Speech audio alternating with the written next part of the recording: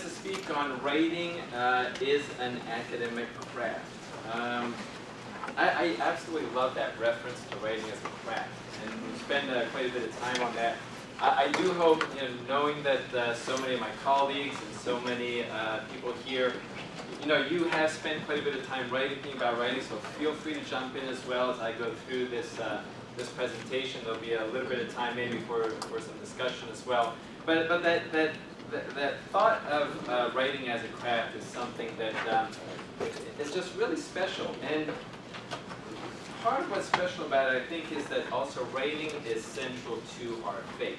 Right? When you think about it, and I'm going to read a passage from Scripture, think about the way that God communicates with us in a variety of different ways, but also how Christ is referred to. Right? He's referred to as the Word. So let's take a look at John chapter 1, verses 1 through 5. Probably a lot of you are familiar with this passage, but let me just read these first 5 verses of John. It says, "In the beginning was the Word, and the Word was with God, and the Word was God. He was with God in the beginning. Through him all things were made. Without him nothing was made that has been made. In him was life, and that life was the light of men. The light shines in the darkness, but the darkness has not understood it." Now, we're not going to critique right now the way that Scripture wrote this particular passage, right? I guess we could. But the point that I want to make is that writing words are absolutely essential to our faith and the way that God communicates with us. And of course it could be verbally, but the fact that we have the Bible, which is the written word of God, is something that makes this writing as a craft, I think, really, really exciting. So let me go through and just kind of build on this fact of writing as a precious gift from God. Right? Here we are in the School of Leadership and Development. We're in an academic setting, and so let's think a little bit about what that means. Basically, if we're talking about an academic setting, we all, in one way, shape, or another, probably are drawn to this kind of graduate education because we have a passion for knowledge and for wisdom. We know that we are exploring these things, especially here at Eastern University, in the context of our faith as well, right? We combine those two things. We try to look at things differently, drawing both from social sciences, from Scripture, to put these things together and take great excitement in it, discovering the wonders of God and His creation, the joys then of crafting language and expression of what we are finding, of what we are discovering, to be able to share it with others and to put it at the service of others as well. Right, there are a lot of different kinds of writing that we're engaged in, and one of the things that I'm so excited about is if we take a look at the agenda that Stan just handed out, I'm really looking forward to learning here. You never stop learning about writing, right? And so tomorrow, well, right after this, we're going to, on the advanced track, Professor Hans Toki is going to be talking about writing to a published journal. Professor LaQuire about rhetoric and thesis. Then tomorrow morning, the worlds of professional writing with Dr. Richard Semino, about journalistic writing and structure and logic by Dr. Sharon Gramby-Sabukwe. Dr. Semino then will also further on give some words on professional editing. I'll cover some paragraphs and sentence stuff. Professor Matt Hug is writing for money, and then Professor LaQuire, grammar, language, and voice. There's just so much here and so much richness, and I'm just really excited to learn. And the point is, there are different kinds of writing. Sometimes we may think that academia or the academic approach to writing is one, but think about it, as you're in this program, especially since we are trying to do things and follow God's call in terms of putting ourselves at the service of others. There's grant writing, right? There's writing for research, there are reflections, there are a bunch of different kinds of things. So there are different styles, and part of the craft, as any craft, is learning about different styles and learning about different things. So this workshop will cover a lot of them, but let me just focus a little bit on the context of academics and sometimes what you think academic writing should look like. So take a look at this, right? The move from a structuralist account, this is, I'll tell you where this is taken from afterwards, in which capital is understood to structure social relations in relatively homologous ways to a view of hegemony in which power relations are subject to repetition, convergence, and rearticulation, brought the question of temporality into the thinking of structure, and marked a shift from a form of Althusserian theory that takes structural totalities as theoretical objects to one in which the insights into the contingent possibility of structure inaugurate a renewed conception of hegemony as bound up with the contingent sites and strategies of the rearticulation of power. Right?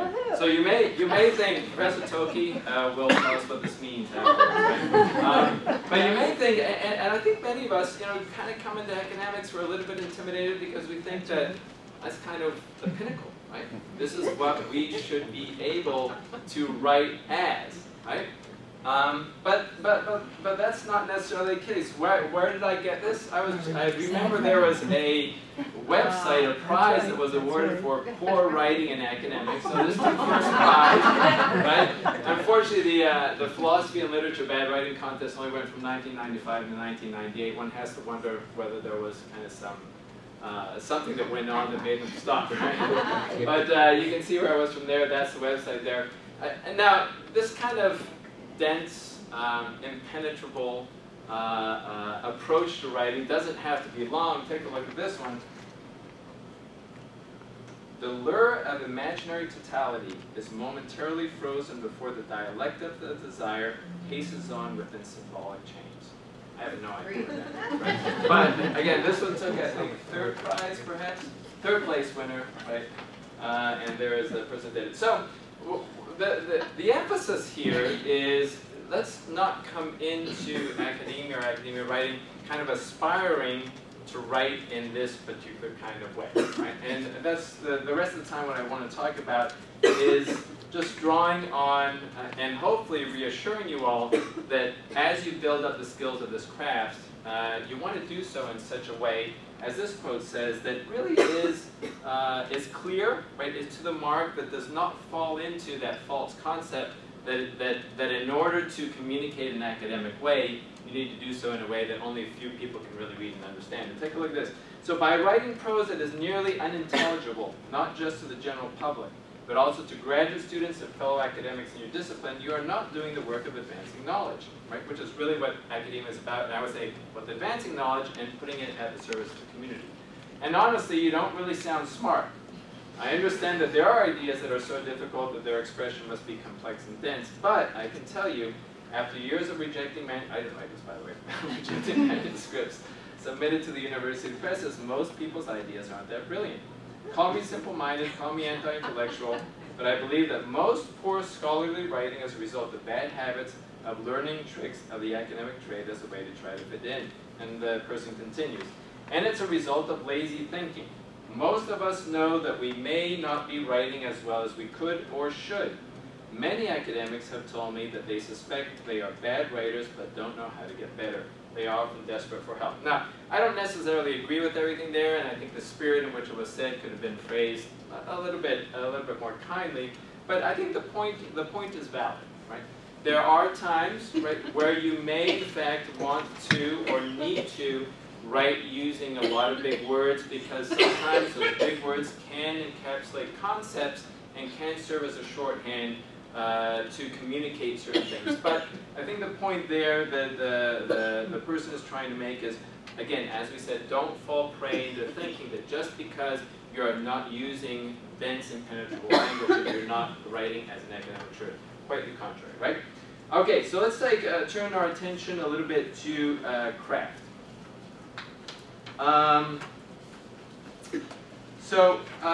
What is the definition of a craft? Craft, basically, I looked it up. I don't have the dictionary definition here, but something created with skill, right?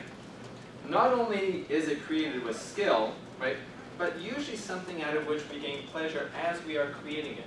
Right? I thoroughly believe that God made us as people who are creators, right? And we find great joy and great happiness in creating something. And writing is creating, right? You're creating ideas, insights, concepts. You're communicating it that way. The funny thing is that a lot of us who love to write, who really enjoy it, obviously, as we'll see, there are times when it's not thoroughly enjoyable. We've not necessarily thought about writing in kind of very technical ways. Take a look at this clip that I found that I think expresses that really well. Now, this is Robert Reich. I don't mean anything in terms of political affiliation. He was former Labor Secretary under Bill Clinton. But he expresses this. This is from Berkeley's Writers' Workshop. He's written almost a dozen books, writes and speaks consistently. But take a look at what he says.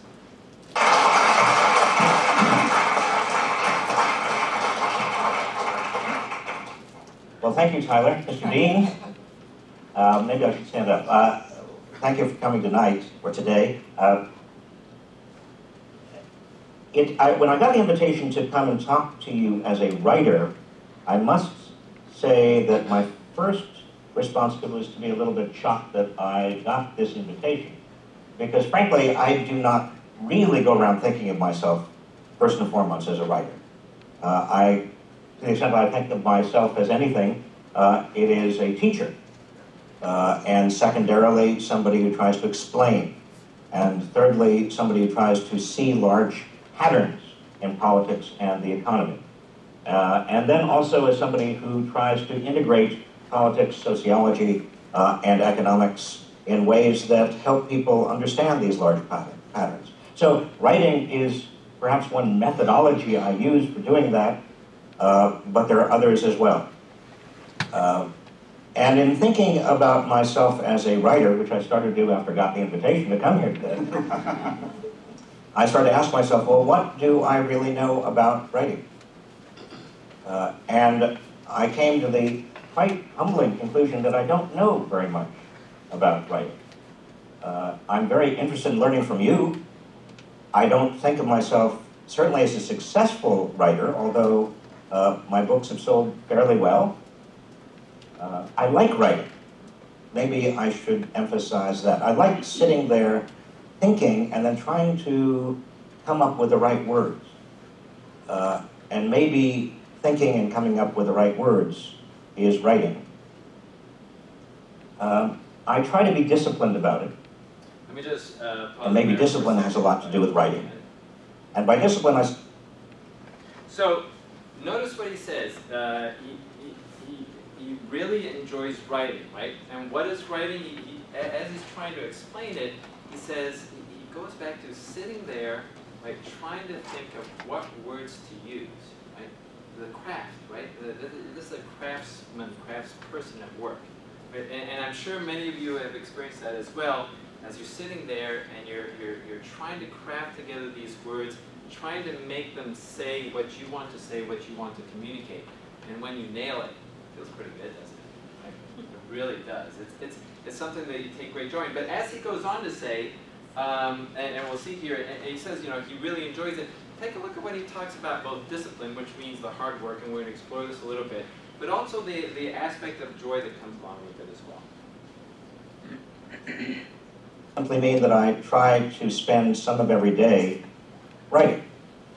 I wish it could be the same hours every day, because I think that people who use the same hours every day have an advantage. The mind almost automatically, given its plasticity, tends to go into certain motions and certain avenues by habit at certain times of day. I haven't got to the point where I can manage that, because I just have other things that I have to do.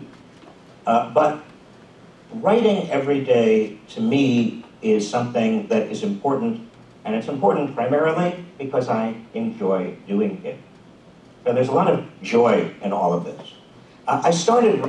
Okay, so there's a lot of joy in this. What I want you to do is just turn to the person next to you, maybe groups of 2 or 3, talk about what do you enjoy about writing. You can throw in kind of maybe what is frustrating, but when have you felt kind of that joy of writing? Let's just take a couple minutes and talk about that. So why don't you go? Just turn to the person next to you, just talk a little bit.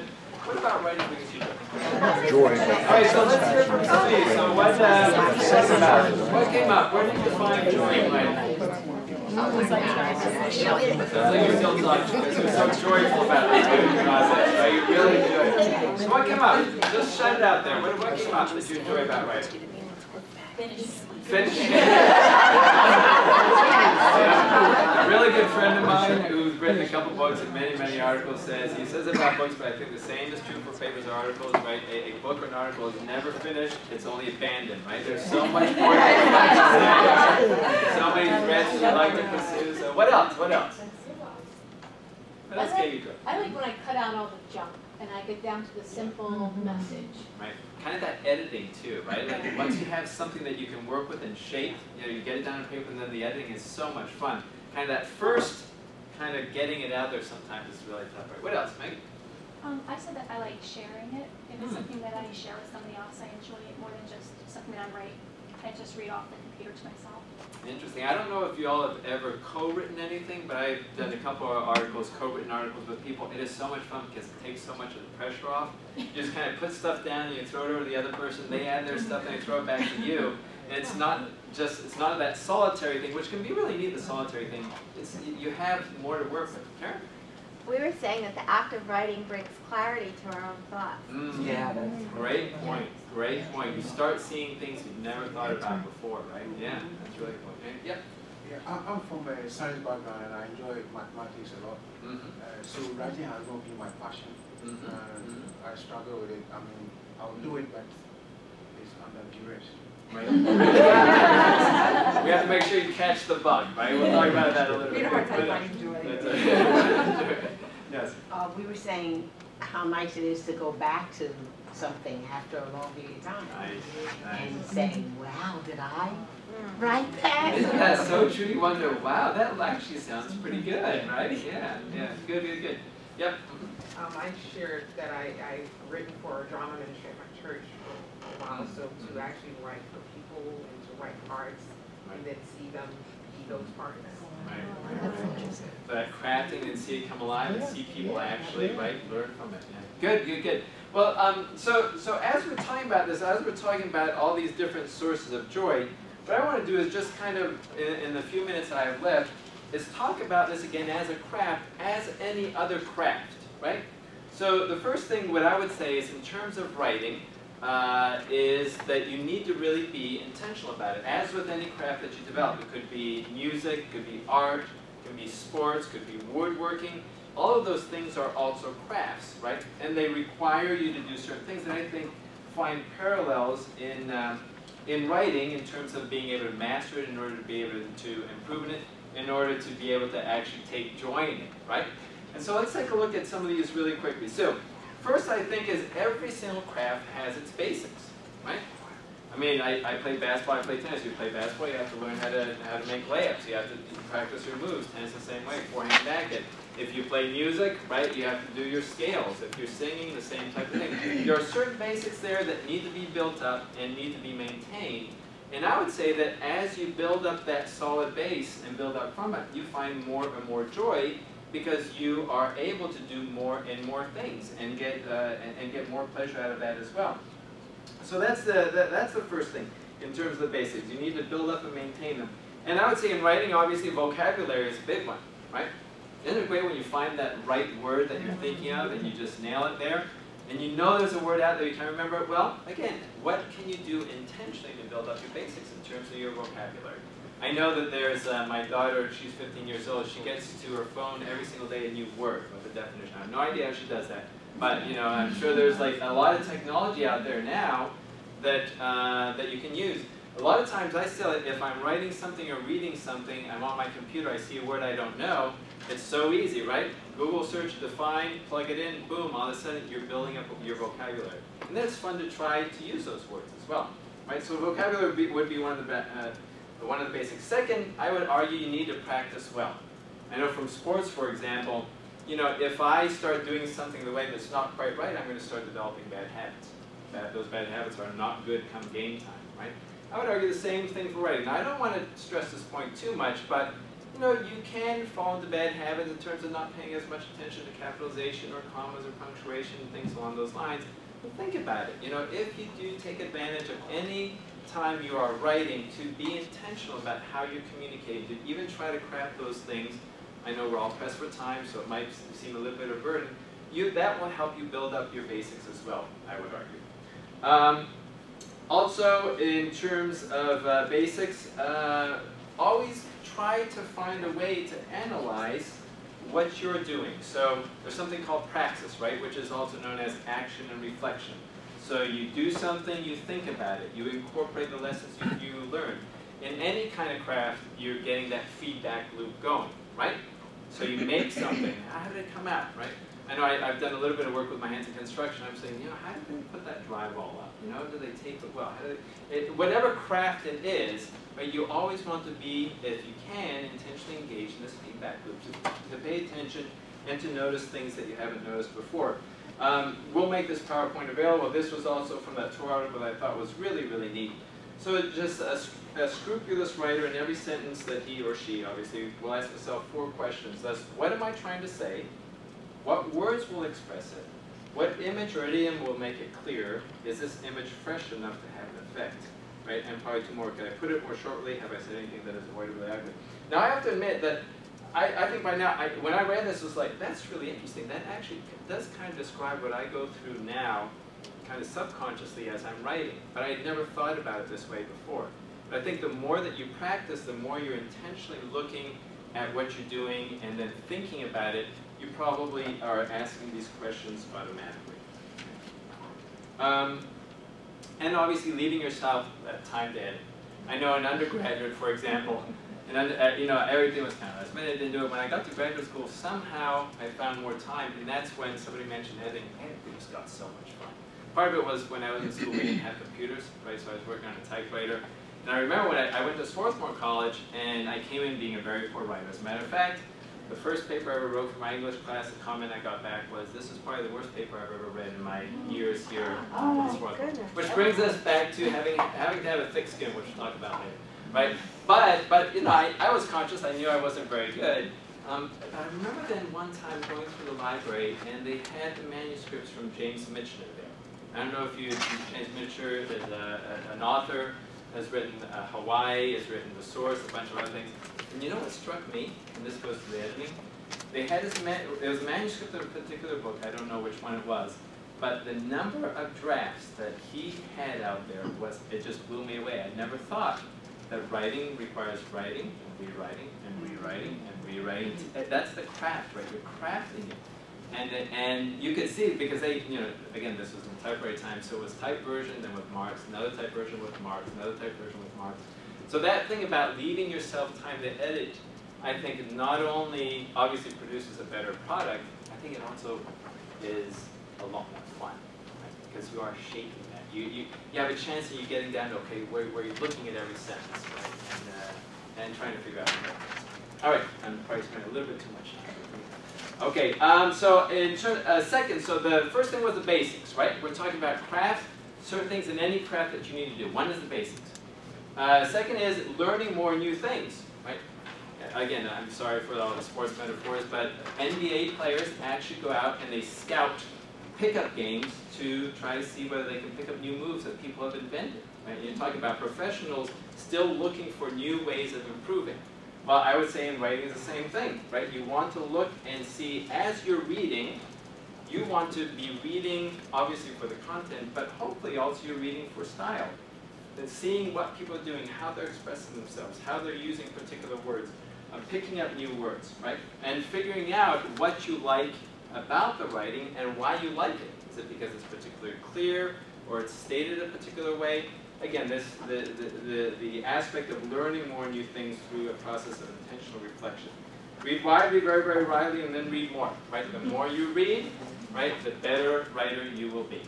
That's just it's a truism, right? And practice experimenting with the different things that you see. And you have in your master's programs, you have plenty of opportunities for reflections to be able to practice and experiment with different kinds of styles. Then the third thing is having a thick skin, right? As we know, writing kind of, it's you, right? I mean, you're putting yourself out there, right? I mean, there's no way about it, but whatever you put out there is coming from you, and so all these doubts and fears, and will people think of me, and you know, is it something that they'll think less of me, or that I'm stupid, or things along those lines? You know, it's tough. And one of my friends from Swarthmore went on to become a fairly well-known journalist. He said the hardest thing for him at the beginning was what? Getting over knowing that his name was attached to something that everybody was going to read publicly. Even for the professionals, it's still out there, those same kinds of fears. It's like learning a new language, right? You don't want to make a fool out of yourself, but what's the best way to learn a language? By making a fool of yourself. Which you're not really, because people usually appreciate the fact that you're trying. All right, so just some quick general recommendations. This is also from that article from Tora, and I'm going to run through them quite quickly. Never use a metaphor, simile, or other figure of speech which you're used to seeing in print. Right? If everybody's using it, just stylistically speaking, why jump onto the wagon? Maybe look to say something a little bit differently. Never use a long word where a short one will do. It kind of harkens back to what we're talking about. And you know that temptation, right, to think that you're dressing things up academically by using kind of these big words. All it does is I think, as the author said, is it doesn't come across right. If there's a simpler word to use, simpler or more simple?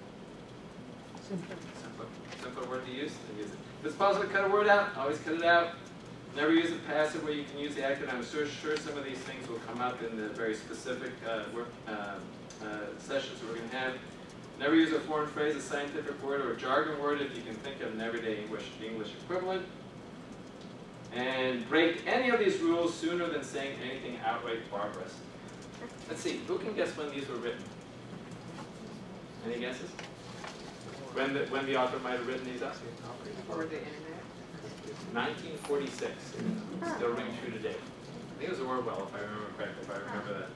Yeah. So, just in terms of, and Tor was citing Orwell. Conclusions, let's remember, right? Writing is generally based on a lot of ideas, knowledge, and wisdom that we want to share, although sometimes, of course, we're forced to write. Your program forced to write as well. But hopefully you can find something, that you take joy in terms of communicating, because you are excited about learning, and as somebody said, seeing things that you haven't seen before because you're writing about them. I had a friend of mine who now teaches at another university. He used to say, you never really know something until you've written about it. I think it's probably a little bit of hyperbole, but it does force you to make sense of things that you haven't before, because you really have to make sure that you can communicate. It's like, what do they say? The best way to learn something is to teach it, right? Kind of that same thing. Approach it as a craft with joy, right? Seeking to build up more and more skills, and delight in this gift from God. So I just encourage you to take advantage of the rest of tonight and then tomorrow to just join all of us in this absolutely awesome craft that is writing. And I know that by the fact and virtue that you're here, that you've already done so. Thanks a lot.